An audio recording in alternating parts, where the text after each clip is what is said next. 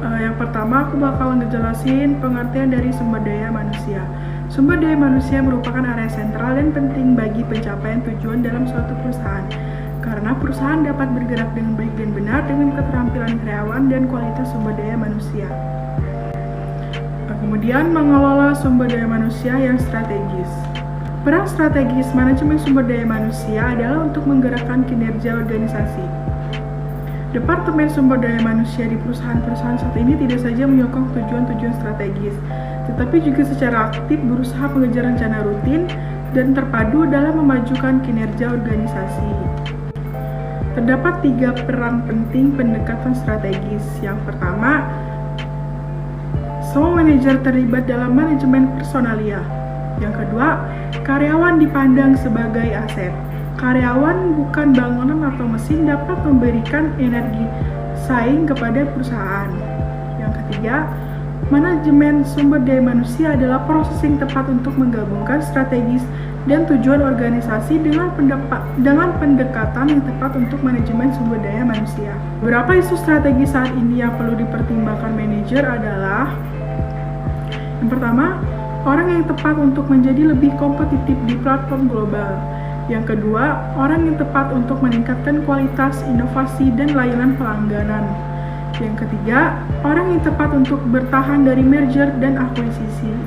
Yang keempat, orang yang tepat untuk menerapkan teknologi informasi baru untuk e-bisnis. Kemudian ada globalisasi.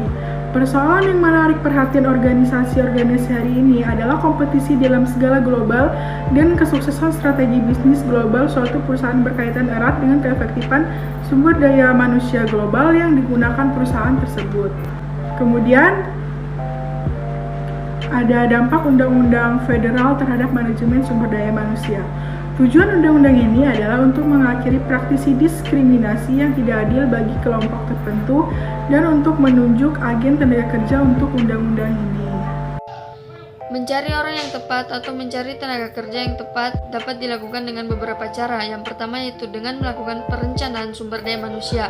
Perencanaan sumber daya manusia adalah perkiraan kebutuhan sumber daya manusia dan adaptasi individu terhadap tawaran pekerjaan yang diharapkan. Yang kedua yaitu perekrutan. Rekrutmen didefinisikan sebagai suatu kegiatan atau praktik yang menentukan karakteristik pelamar kerja yang menjadi subjek pelaksanaan prosedur seleksi. Yang ketiga ada perekrutan melalui internet.